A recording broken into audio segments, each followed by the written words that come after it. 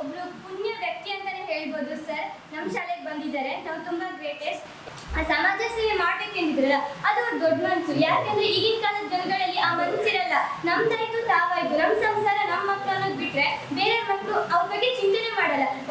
ಈಗ ಅವ್ನ ಮಗು ಬಿದ್ದು ಅನ್ಕೊಳ್ಳಿ, ಅವನ ಮಗ ನಾನೇ ಹೆಲ್ಪ್ ಮಾಡ್ಬೇಕು ಅನ್ನೋ ಭಾವನೆ ಈ ಸಮಾಜದಲ್ಲಿದೆ. ಅಂತ ಸಮಾಜದಲ್ಲಿ ಇವ್ರು ಇಷ್ಟು ದೊಡ್ಡ ಬೆಳವಣಿಗೆಯನ್ನ ಕಂಡಿದ್ದಾರಲ್ಲ, ಅದು ತುಂಬಾ ಗ್ರೇಟ್. ಅವ್ರು ಇವತ್ತೊಂದು ಬಂದಿದ್ದಾರೆ ಅಂದ್ರೆ ಅವರು ಎಷ್ಟೋ ಆದರ್ಶ ವಿಚಾರಗಳನ್ನ ನಾವು ನಮ್ಮ ಜೀವನದಲ್ಲಿ ಅಳವಡಿಸ್ಕೋಬೇಕು.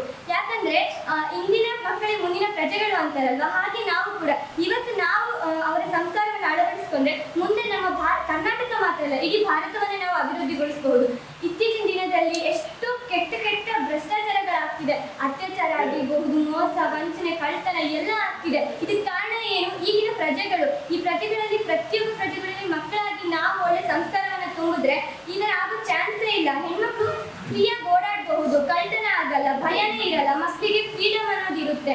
ಅದಕ್ಕೋಸ್ಕರ ಅವರು ಈ ಒಂದು ಸಮಾಜ ಸೇವೆ ಮಾಡ್ತಿದ್ದಾರೆ, ಅದನ್ನು ನಾವು ನಮ್ಮ ಜೀವನದಲ್ಲಿ ಅಳವಡಿಸ್ಕೊಳ್ಳೋಣ. ಹಾಗೆ ಅವರು ಎಷ್ಟೋ ಅನಾಥ ಮಕ್ಕಳಿಗೆ ಒಂದು ಜೀವನವನ್ನು ರೂಪಿಸ್ಕೊಟ್ಟಿದ್ದಾರೆ. ನನಗೇನೋ ತಂದೆ ತಾಯಿ ಇದ್ದಾರೆ, ನಮ್ಮ ಕಷ್ಟ ಸುಖ ಎಲ್ಲದನ್ನೂ ಭಾಗಿಯಾಗ್ತಾರೆ. ನಿಜವಾಗ್ಲೂ ಹೇಳ್ಬೇಕಂದ್ರೆ ನನಗೆ ಅಂತಾರೆ ನಿಮಗೆ ಕಷ್ಟದ ಬಗ್ಗೆ ಗೊತ್ತೇ ಇಲ್ಲ. ಯಾಕಂದ್ರೆ ತಂದೆ ತಾಯಿ ಬ್ಯಾಗ್ ಬುಕ್ಕು ಎಲ್ಲ ಕೇಳಿದರೆ ತಂದು ಕೊಡ್ತಾರೆ. ಯಾಕಂದ್ರೆ ಅವ್ರು ನಿಮ್ಮನ್ನ ಸಾಕಿರ್ತಾರೆ, ಬೆಳೆಸಿರ್ತಾರೆ. ಅವರು ನಿಮ್ಮನ್ನೇ ಒಂದು ಆಸ್ತಿಯಾಗಿ ಬದಲಾಯಿಸಬೇಕು ಅಂತ ಅನ್ಕೊಂಡಿರ್ತಾರಲ್ವಾ. ಆದ್ರೆ ಅವ್ರು ಸಾಕ್ತಿರುವಂತ ಮಕ್ಕಳಿದಾರಲ್ವಾ, ಅನಾಥಾಶ್ರಮದಲ್ಲಿರುವಂತ ಮಕ್ಕಳಿಗೆ ಪಾಪ ತಂದೆ ತಾಯಿ ಇರಲ್ಲ. ಆ ಒಂದು ಮಕ್ಕಳಿಗೆ ಆಶ್ರಯ ನೀಡ್ತಿರೋ ಒಬ್ಬ ವ್ಯಕ್ತಿಯ ಮನಸ್ಸು ತುಂಬಾ ದೊಡ್ಡದಾಗಿರುತ್ತೆ. ಅದಕ್ಕೋಸ್ಕರ ನಾವು ಅವರ ಈ ಒಂದು ಪುಣ್ಯ ಕಾರ್ಯಕ್ಕೆ ಸಲಹೆನ ಕೊಡಬೇಕು.